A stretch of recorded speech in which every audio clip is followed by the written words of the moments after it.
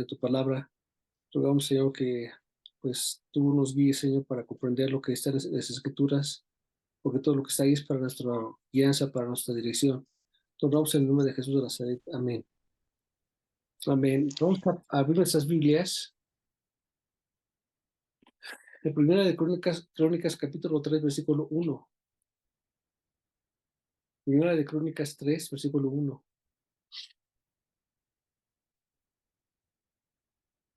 Ya lo tiene Vero y Yola. Ok, Rosita también. Estos son los hijos de David que nacieron en Hebrón: Abnón, el primogénito de Ahinoam, Jezreelita; el segundo Daniel, de Abigail, la de Carmel; el tercero Absalón, hijo de Maaca, hijo de Talmai, hijo de Jesús; el cuarto Adonés, hijo de Hagüit; el quinto Zafatías, hijo de Abitel; el sexto Itream, de Egla, su mujer. Estos seis nacieron en Hebrón, donde reinó 7 años y 6 meses, y en Jerusalén reinó 33 años. A estos cuatro nacieron en Jerusalén: Simea, Sobam, Natam y Salomón, hijo de Betsua, hijo de Amiel. Los otros 9: Ibnar, Elisama, Eftiel, Noga, Nefet, Jafía, Elisama, Eliada y Elifelet. Todos estos fueron los hijos de David, sin los hijos de las concubinas, y Tamar fue su hermana de ellos. Dentro de los problemas que tuvo David, el primero que yo veo que tuvo es que tuvo muchas mujeres, muchas esposas y obviamente muchos hijos. Y luego ya el segundo, pues ya lo conocemos cuando se mete con Abigail. Pero aquí vemos que la primera cosa es que se empieza a llenar de hijos y de esposas y de concubinas y de hijos. Y es un enorme problema cuando tienes tanta cantidad de hijos. Ahora sí quiero que por favor regrese, porque de eso es el tema, viene de acá. Primera de Reyes, capítulo 1, versículo 1. Primera de Reyes 1, 1. Y ahorita vamos a enlazar lo uno con lo que leímos con esto. ¿Ya lo tienen? Primera, Vero ya, Rosita también, y Yolanda también. Ok, dice: cuando el rey David era viejo, que avanzaban días, le cubrían de ropa, pero no se calentaba. Le dijeron, por tanto, sus siervos: busque para mi señor el rey una joven virgen, para que esté delante del rey y lo abrigue, y duerma a su lado, y entrará en calor mi señor el rey. Buscaron una joven hermosa por toda la tierra de Israel, y hallaron a Abisag sunamita, y le trajeron al rey. Y la joven era hermosa, y ella abrigaba al rey y le servía, pero el rey nunca la conoció. Y entonces Adonías, hijo de Hagüit, se rebeló, diciendo: yo ordenaré, y se hizo de carros y de gente, de a caballo, de 50 hombres que corrieran delante de él. Y su padre nunca la había entristecido en todos sus días para decirle: ¿por qué haces así? Además, este era un hombre, este era muy hermoso, de hermoso parecer, y había nacido después de Absalón. Y se le había puesto de acuerdo con Joab, hijo de Sarvia, y con el sacerdote Abiatar, los cuales ayudaban a Adonías. Pero el sacerdote Sadoc y Benanías, hijo de Joiada, el profeta Natán, Simei, rey, y todos los grandes de David no lo seguían a Adonías.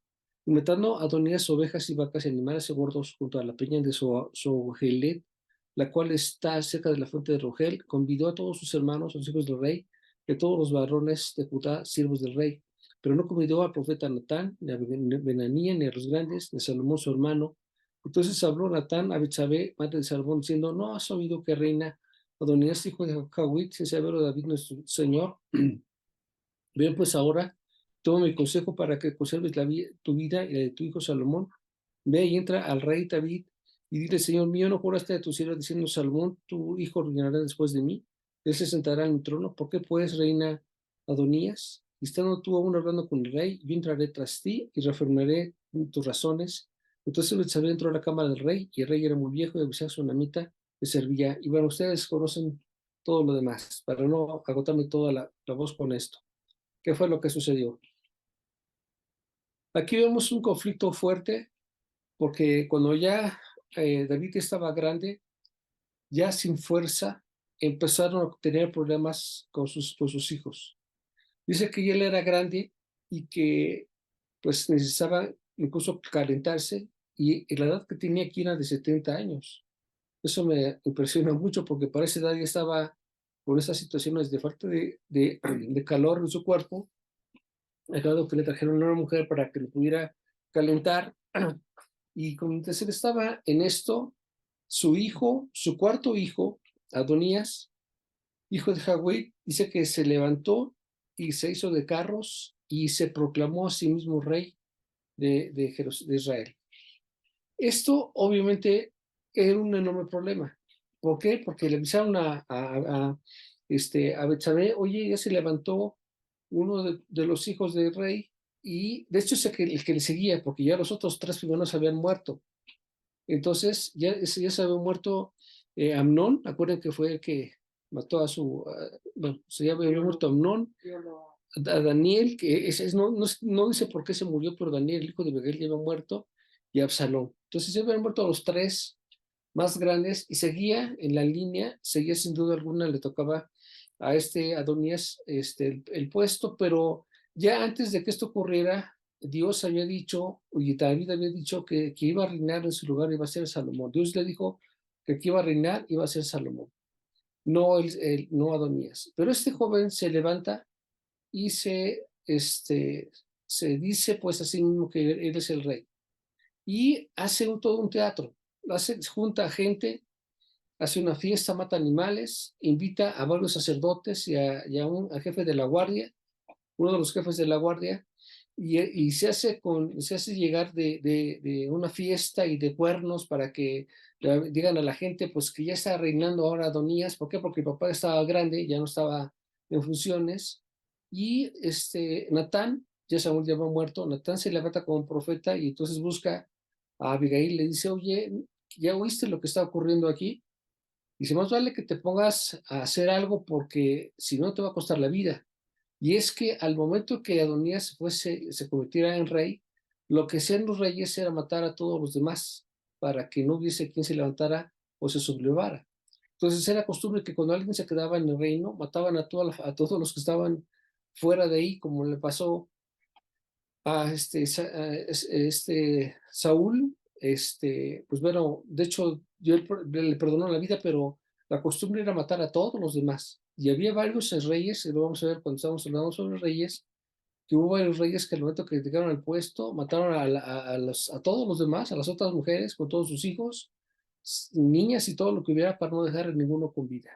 Entonces si ella no ponía atención a esto, le iba a costar la vida, y entonces habla con el rey, digo, con David, dice, oye rey, tú no dijiste que Salomón, nuestro hijo, iba a gobernar. ¿Cómo es que ocurre esto? Y llega luego Natán, como que sin susto, a decirte, oye, está ocurriendo algo, aquí hay una fiesta en donde se está proclamando este joven tuyo como rey. Y entonces él dice, no, pues eso no está bien, traigan a los sacerdotes, se hace otra reunión entre los grandes sacerdotes junto con todos los capitanes de la guardia, y entonces proclama a su hijo Salomón como rey. Cuando se entera Adonías, pues bueno, empieza a sudar frío todos los que estaban en la fiesta, porque entendieron que había usurpado un puesto que no le correspondía. El general Joab apoyaba a Adonías, a Abiatar también, y mucho pueblo más ofrecieron esa fiesta. Con la pronta intervención del profeta, fue que Betsabé se levantó y buscó a David para corregir este problema, porque le hubiera costado la vida, y además los planes que tenía Dios este, y el rey David se iban a frustrar. Yo quiero enfatizar un poquito acerca de la actitud de este joven.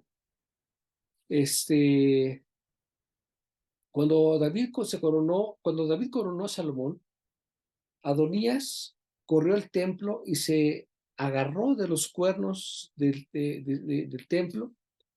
El sacerdote untaba la sangre en los sacrificios en los cuernos, y al agarrarse él de los cuernos buscaba la protección de Dios, y esto aplicaba para crímenes accidentales, no asesinatos premeditados.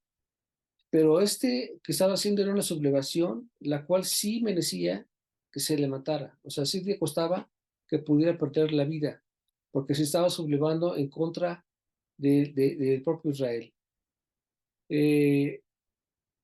A la muerte de David, Adonías solicitó a Betsabé que interviniera con Salomón para que le dieran a Abisag, la chica con la última jovencita con la que estuvo David, como su esposa.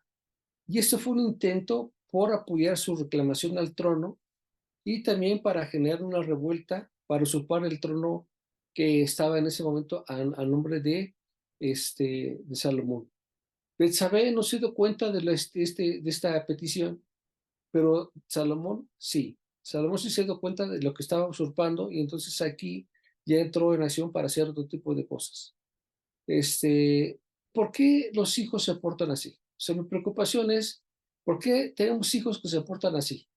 En la vida de David, sus hijos, pues hasta donde yo los veo, todos dieron una guerra de la patada, terrible. Todos los hijos de David fueron problemáticos, aún el mismo Salomón empezó bien, pero terminó bastante mal. ¿Por qué pasa esto? ¿Cómo fue que ocurrió esto?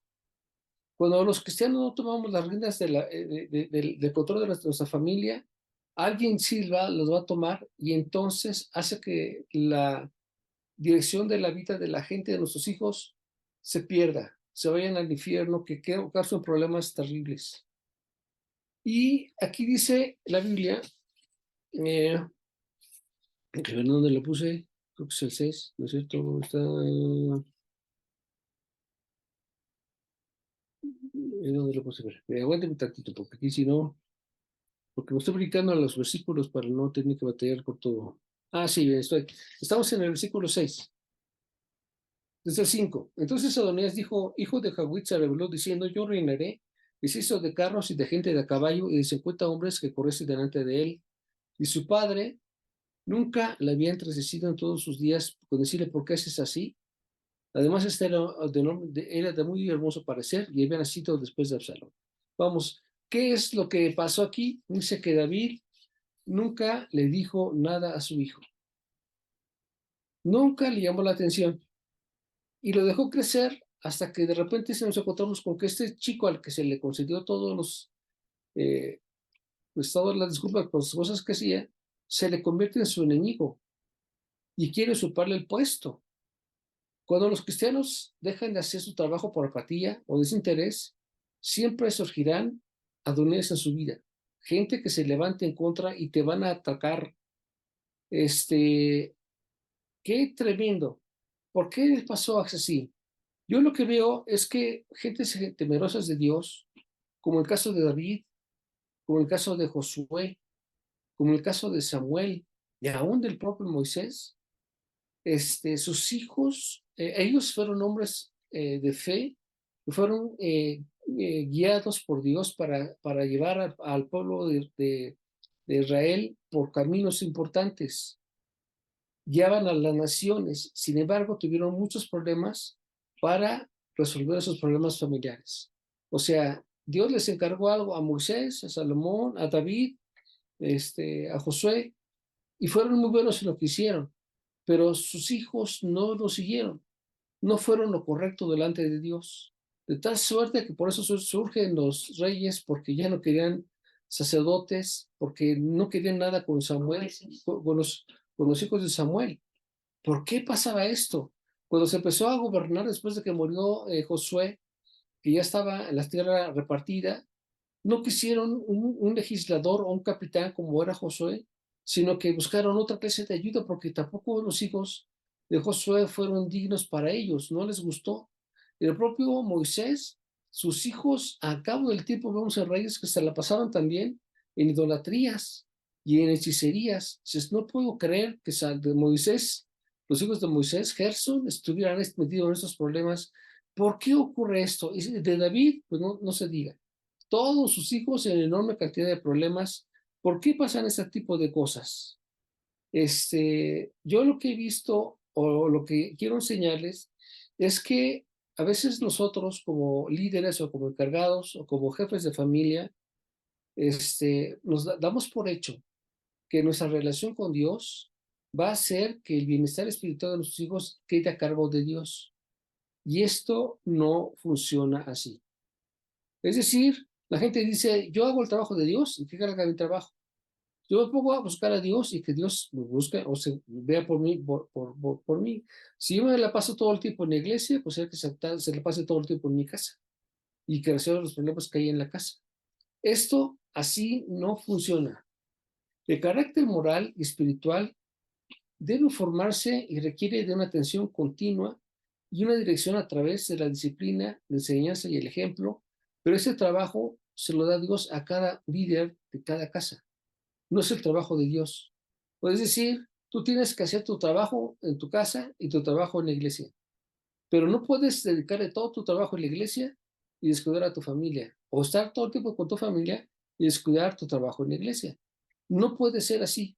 O sea, no estamos con Dios negociando. Yo me la paso todo el día encerrado contigo, como era el caso de Samuel, como era el caso de algunos profetas como Isaías o Jeremías que tenían familia, que estaban metidísimos en las cosas de Dios. Y a veces pensamos que porque estamos tan metidos, nuestros hijos están protegidos, no les va a pasar nada. Pero no es así.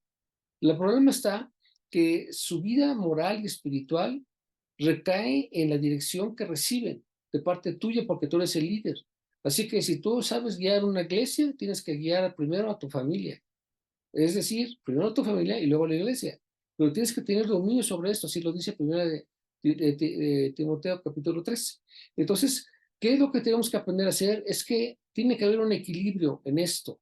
Esos grandes líderes fracasaron. Yo me quedo impresionado dices, pero, pues, ¿qué no vieron Gerson? ¿Qué es lo que hizo su padre? Las maravillas que hizo en Egipto, cómo abrió el Mar Rojo, cómo estuvieron los 40 años en el desierto. O sea, ¿qué no vieron cómo Dios estuvo con ellos y temieron a Dios? ¿Por qué a la muerte de Moisés sus hijos se perdieron? Josué, un líder impresionante, un general, estratega, con una valentía y con una dirección impresionante, pero sus hijos no siguieron sus pasos cuando él se fue. Salomón, el primero de los profetas más, de los grandes profetas, Samuel, perdón, Samuel, el primero de los grandes profetas, impresionante que el que puso a los reyes, a Saúl y a David, con palabra tremenda, creó la más grande escuela de profetas, en Israel. Había una escuela de profetas por él y guió al pueblo por años. Toda su vida fue así. Y cuando él muere, sus hijos se pierden de tal manera que ya no quisieron más jueces, sino quisieron ya rey. Y luego David, un gran héroe, pues lo conocemos desde que está de chiquito, cuando está a los 15 años matando a Goliat, con esa fe, con esa valentía, siendo perseguido por 15 años por Saúl y se portó de una manera extraordinaria, pero paz, pierde la cabeza y terriblemente mal porque gobernó a Israel con justicia, con dirección sabia. Sí cometió pecados, sí cometió errores, pero lo grave, más grave que yo puedo ver aquí es que perdió su familia. Sus hijos no lo siguieron. Sus hijos no adquirieron la fe del papá, ni el ejemplo del papá, sino que todos se perdieron. ¿Por qué pasa esto? Porque los líderes descuidaron su relación con Dios. Hemos entendido equivocado. Procuramos nosotros bendecir al Señor y que bendiga a nuestros hijos. Cuando cada uno tiene que entender que para que Dios te bendiga a ti, tú tienes que tener tu relación con Dios de forma personal. Yo me la puedo pasar orando por mis hijos o por mi hija, en este caso, pero Dios tiene que bendecirla a ella. O sea, yo le pido a Dios ayuda y Él va a ayudar, pero realmente para que mi hija tenga esa bendición, tiene que pedirla ella misma por su propia cuenta. Y la salvación no se adquiere porque yo oro o ayune por mi hija, sino es una relación completamente personal de ella para con Dios. Solamente se logra así. Entonces, a veces yo he visto algunos pastores que se han quejado de que bueno, los hijos de los pastores se han quejado de que sus padres están tan metidos en la iglesia que nunca les pusieron atención. Y cuando fueron grandes, decidieron casarse con gente que no era cristiana y no acuden a ninguna iglesia. Y escuchan de Dios y todo, pero jamás van a las iglesias, ni siquiera son cristianos. Y uno se pregunta, pero ¿por qué esta tristeza o sea, qué tristeza para los padres ver que tu hijo o que tu hija se casa con una gente pagana, con una gente que no sirve a Dios, y que además se porta mal, vamos, ya no tiene la fe, nada, sino se porta, adora los Baales, hace cosas incorrectas. Pero ¿por qué ocurrió esto? Porque los papás han descuidado su relación con sus hijos. Sí se preocupaba por Dios, pero no descuidado su relación con sus hijos. A tus hijos nadie los va a educar sino tú. Dios no va a hacer tu chamba. Él no va a ser niñero de tus hijos. Él no les va a conseguir trabajo a tus hijos. Él no los va a disciplinar a tus hijos. Cada uno tiene que responder por lo que cada quien hace. Y a ti te va a pedir cuentas por la dirección que tengan tus hijos en la vida. ¿Qué les enseñaste? ¿Cómo los manejaste? ¿Tuviste tiempo con Dios en la iglesia? Está correcto, pero tenías o debiste haber invertido el tiempo en tiempo y calidad con tu familia para que tengas que dar buenas cuentas cuando seas llamado. Procuramos dejarles a nuestros hijos herencias, como que, pues casas, departamentos, autos, negocios, dinero, estudios, viajes, pero sin la guianza del Espíritu Santo, estos bienes se convierten prontamente en males y en poca duración. Son de poca duración. ¿Por qué? Porque tú te la pasaste por años construyendo lo que les dejas a tus hijos para que luego tus hijos en 3 patadas y 2 manazos lo echaron a perder. Ya no lo guardaron, ya no lo mantuvieron. ¿Por qué ocurre esto? Porque no tuvieron la dirección de parte de Dios. Estos pastores que han fracasado con sus hijos estaban esperando que Dios actuara por ellos, que Dios interviniera y que Dios hiciera ese trabajo, pero no funciona así. Tuvieron tiempo para abrazar a los hermanos, tuvieron tiempo para enseñarles cosas, pero no tuvieron tiempo para abrazar a sus hijos y enseñarles las cosas. Y esto es una enorme tristeza porque no es así. La gente piensa que si yo hago todo por Dios, Dios hará todo por mí, incluyendo esto, aún la salvación de la familia, cuando eso es una situación que es completamente personal. Lo correcto es dedicar el tiempo a Dios y dedicar el tiempo para la esposa y para los hijos. Y lo pongo así, la esposa y los hijos, porque son diferentes. A veces pensamos que con dedicarle tiempo a nuestros hijos, ya lo hicimos, pero dejamos afuera a la esposa. Y no es así. Tienes que dedicarle tiempo a tu esposa primero y luego a tus hijos, en ese orden, porque primero tuviste esposa y luego tuviste hijos.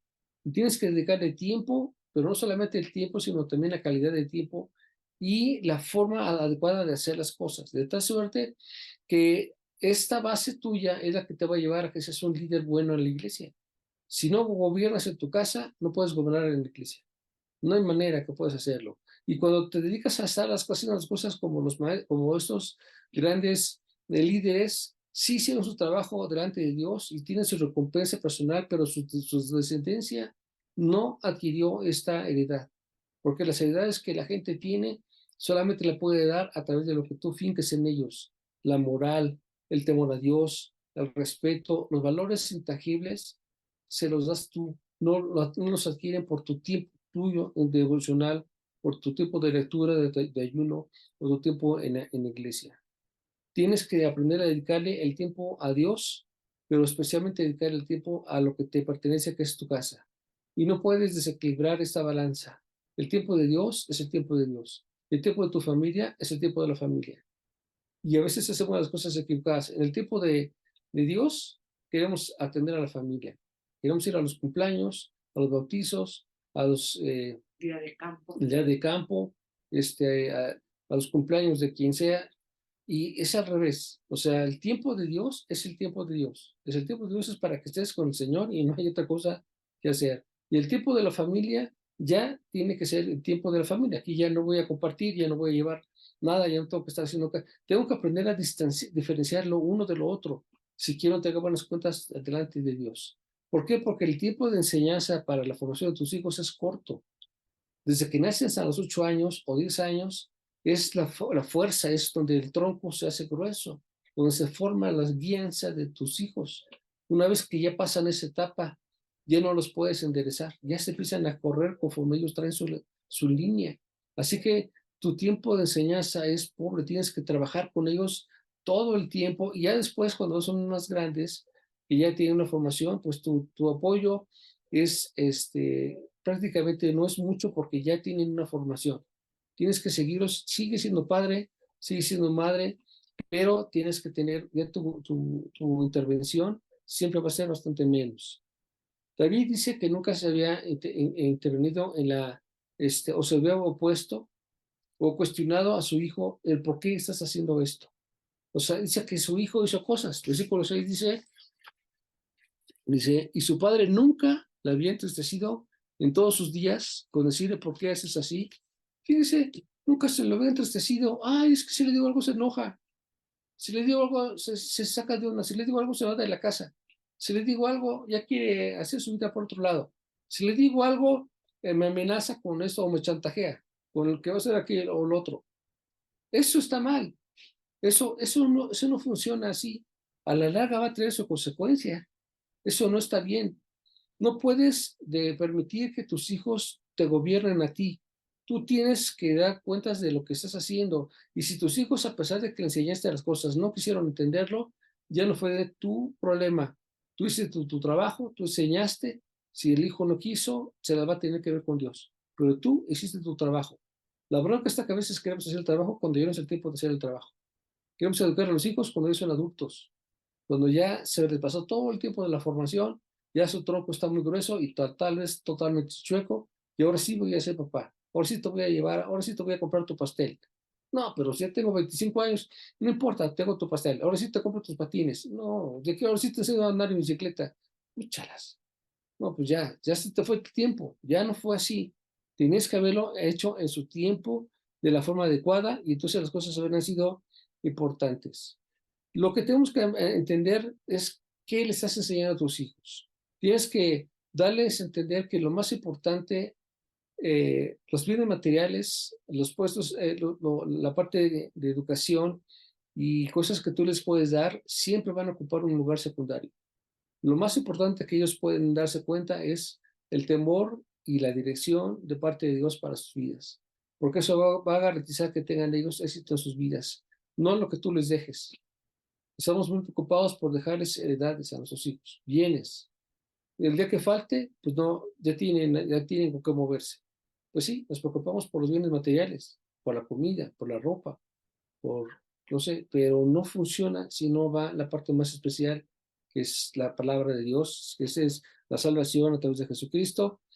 Y un niño indisciplinado puede verse simpático cuando es chiquito. Ay, mira cómo se enoja, cómo hace pataletas, cómo hace rabietas. Y los papás hasta nos reímos. Ay, mira cómo hace, mira qué cara pone. Se pone rojo cuando no le das sus lechitas, se pone cambios de colores y ya qué simpático se ve. Sí, se ve simpático de chiquito, pero un adulto indisciplinado ya no se ve bonito. Es totalmente horrible, es algo espantoso. Ya haciendo rabitas de grandes es un enorme problema, porque no solamente esta clase de indisciplina se destruye a sí mismo, sino que destruye a todos los demás. Es inservible para toda la obra, no sirve para nada, pero para nada. Donde sea que lo pongas va a ser un conflicto, sea hombre o sea mujer. Impreparados, incapaces, incapacitados para poder discernir las cosas de Dios y hacer algo bueno. ¿Qué es lo que tenemos que hacer? ¿Qué es lo que tenemos que ordenar? Nosotros como padres tenemos que imponer nuestras reglas en la casa, sin el temor de que ellos vayan a chantajearnos, porque me voy de la casa. Yo ya no quiero trabajar aquí, ya voy a buscar dónde vivir. Prefiero mejor estar en el techo de la casa que estar contigo. Ese es un chantaje. Eso no ayuda en nada. Y el temor que tenemos es que, bueno, ¿qué tal si se va? ¿Y qué tal si sí le pasa algo? ¿Qué tal si a lo mejor se junta con el novio y le embaraza? ¿Y qué tal si esto? No, no tenemos por qué estar pensando en esto. Nosotros tenemos que aprender a darle a Dios el honor que es y a evitar que en la casa hagan cosas que ofendan en la casa, porque su pecado lo llevan a la casa y luego contaminan la casa. Y entonces ya nadie es finalmente santo para Dios. Ya somos santos porque nos apartamos del pecado. Pero si permitimos que nuestros hijos lleven la música a la casa, las costumbres, los amigos, las palabras, las majaderías, los vicios, las indisciplinas, entonces este pecado corrompe la casa y la casa no puede tener bendición porque existe anatema en el hogar. Se le da más importancia a los hijos y se les tiene como si fueran Dios. No se les puede decir nada. Dice que David, su hijo, no le decía nada. Dice que nunca lo entristeció con decirle algo. Dijo, no hagas esto. Oh, fíjense, No le puede decir nada porque sus hijos se ponían así. Y esto no le ayudó en nada, porque este hijo quiso usurpar su puesto. Y viéndolo a detalle, a la muerte de él, quien peligraba era a quien Dios había puesto, o había elegido, que era Betsabé, junto con su hijo.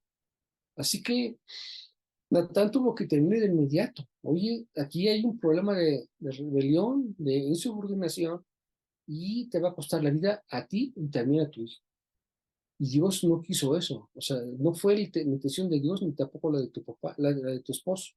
Tienes que terminar con eso. Y entonces ella tuvo que hacer toda una serie de cosas, apoyándose con los profetas y con los guardias y todo, para poder hacer que las cosas cambiaran.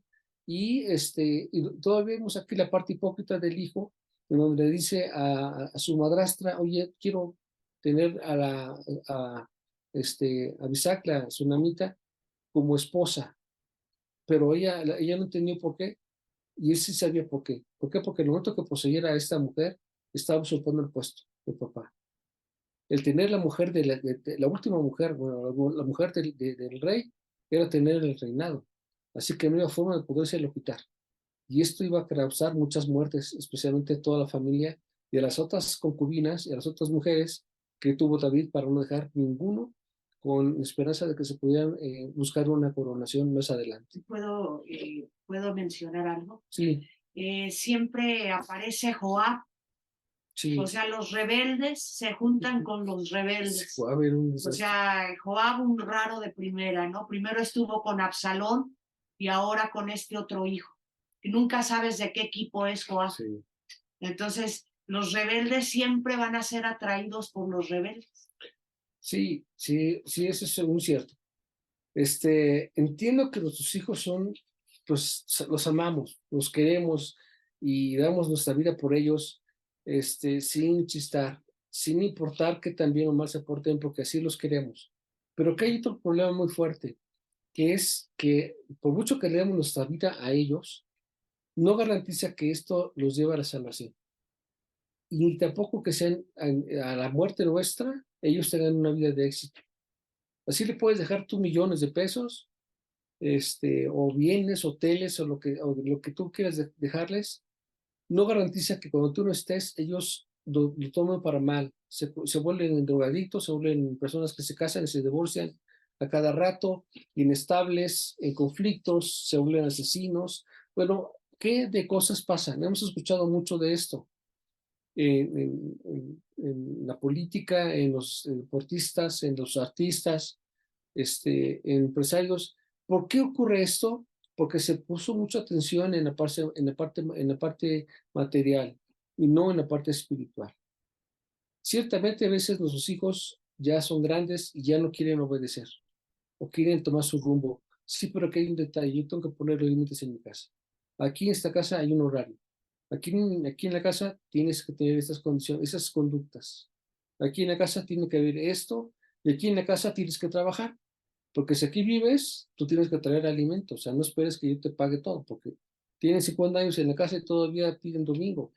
Si no manches, o sea, todavía quieren que le traigas la despensa, que le compres. Oye, pues, no juegues. O sea, ¿y cuándo empiezas a trabajar? No, no, no. Dice mi hermano: si mi mamá me quiso, pues que mi mamá me mantenga. Ya, tú un labregotote, 50 años y todavía no quiere trabajar. No, si ella me quiso, pues que me mantenga. No, oye, no inventes, hijos. Eso está gravísimo. No trae para bien. A la larga es tristeza para sus vidas y dolor para todos los demás, incapaz de poder hacer una relación formal con quien sea porque no fue formado. ¿Cómo lo vamos a formar cuando nosotros nos ponemos firmes en nuestras condiciones? Esa es mi posición. Si no trabajas, no comes. Se acabó el asunto. Pero es que yo más llego al refri y le jalo ahí, saco lo que encuentre. No. Si no trabajas, no comes. Tienes que trabajar, tienes que ayudar, tienes que cooperar y tienes que sujetarte a las líneas de la casa. ¿No te gusta? Ese es tu problema. O sea, es que entonces me voy como quieras. Es que me voy con Felipe. Pues no importa, vete con Felipe. A mí no me importa. Si no, a mí no me amenaces, a mí no me estás diciendo cosas. Más vale que las cosas sean derechas. ¿Por qué? Porque yo tengo que dar cuentas a Dios. Y si yo no tengo la bendición de Dios, en vano te tengo aquí. No vas a ser bendecido por Dios. Dice la Biblia, joven fui y envejecido, y no he visto justo desamparado en su descendencia que me diga pan. Sí, sí es cierto, Dios provee para nuestra familia, para nuestra descendencia, una ración de pan, pero no es permanente. Mientras tú estás contigo, está la bendición. Y cuando tú te vas, también ellos reciben parte de la bendición, pero esta bendición se agota. Así como el aceite se evapora o se diluye, igual pasa con la bendición. O sea, la bendición está, pero si la gente no lo alimenta, desaparece también. Así que tenemos que trabajar para que, o entender que fueron bendecidos un tiempo, pero después de eso se acabó. Yo he visto a muchos creyendo que porque sus papás son pastores van a vivir todo el tiempo sin hacer nada. Eso no funciona así. Cada uno tiene que entregar cuentas de lo que cada quien está haciendo. Y yo veo aquí como David tuvo grandes fracasos, tuvo muchas mujeres y también un montón de hijos, y todos sus hijos le fueron enorme dolor de muelas. Y aquí a este cuarto hijo dice que no le quería decir nada porque le tenía miedo. ¿Pero cómo puede ser? Pues sí, se le tiene miedo porque estaba muy bonito, estaba bien guapito. Mano. Entonces que te den puros feitos para ver si así ya los disciplinas. Porque los bonitos los quieres para quién sabe para qué. No, aquí no funciona así. Tienes que darte cuenta que lo más importante es lo que está dentro, no lo que está por fuera. Dios le bendiga, pasemos buena noche, nos vemos el próximo viernes.